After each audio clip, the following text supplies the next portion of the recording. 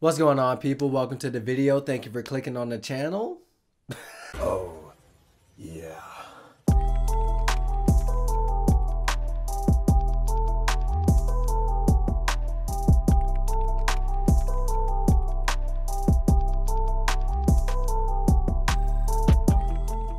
What's going on, everybody? Welcome to the channel. Thank you for clicking on the video. And today we're going to be talking about The Nun 2. The Nun 2 is the sequel to The Nun, yet another film in the Conjuring universe. And this one is directed by Michael Chavez, who also did The Curse of La La La La La and also did The Conjuring, The Devil Made Me Do It. And in this film, Valak the Demon has returned, and it is once again up to Irene and newcomer Deborah, played by Storm Reid, to send this demon back to hell. I'm not really a fan of the Conjuring universe more than I'm just a fan of The Conjuring itself.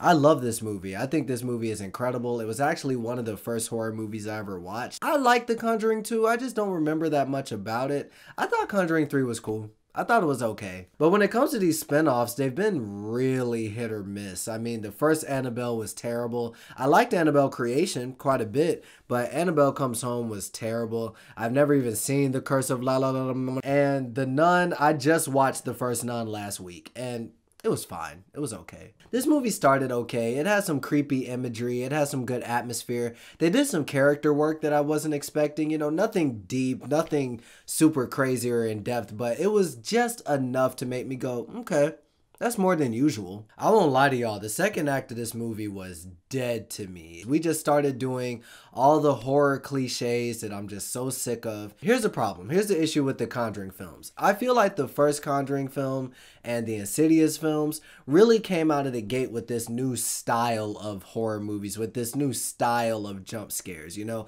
Not that we haven't seen jump scares before, but they took it in a different direction and had really creative setups for the scares, and the scares usually hit a little harder than some of the other horror movies you would see at the time. So many of these new franchises and these new films have leached off of the Conjuring films and Insidious films to the point where we feel like we've just seen this stick a million times. So even when we come back to the films that have been doing it since the beginning, like Insidious and like Conjuring, we just feel like we've seen it before and it feels tired. Even though it's coming from the originators of it, we're sick of it still. And that's ultimately what dragged the middle of this movie down. Even though it kind of has a clever script, this is probably one of the better scripts to come out of the Conjuring universe in a long time. The idiot characters, the slow pace, it just all started to weigh this movie down. And honestly, I was thinking I was going to walk out of this one going, yep, here's another bad Conjuring universe film. Until the third act. And I'm telling you guys, when the third act of this movie hits,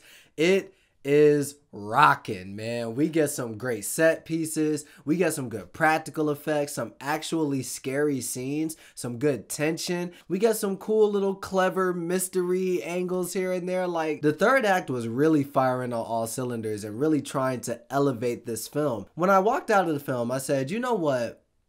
The third act really tried its best to save the film, but at the end of the day, would I recommend this to somebody? I really don't know.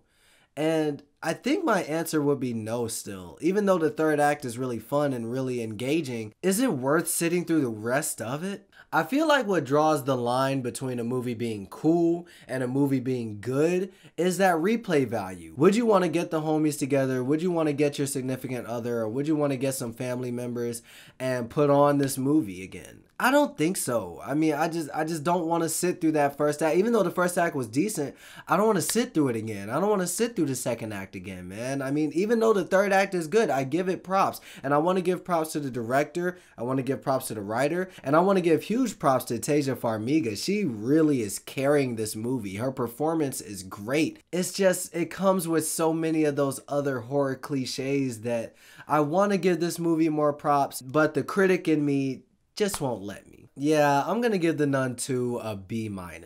It was much better than I expected it to be. Much, much better. The performances are pretty good. It's actually got a pretty clever script. And there are some really memorable set pieces towards the end. It's just a lot to sit through to get to the end. If you're a fan of the Conjuring universe and you like most of the movies, you'll probably get what you're looking for with this one. But if you already are just kind of hit or miss on this franchise, you don't really like these movies like that anyway, I say skip it. You probably got some better movies on the horizon anyway. So I would just say save your money. So yeah, that's my review on The Nun 2. Have you seen it? What did you think about it? And how would you rank the Conjuring universe? Have y'all even seen all of these damn movies? I still haven't seen The Curse of La La La. But yeah, let me know in the comments. Hit me with a like, hit me with a subscribe, and I'll see you guys in the next review.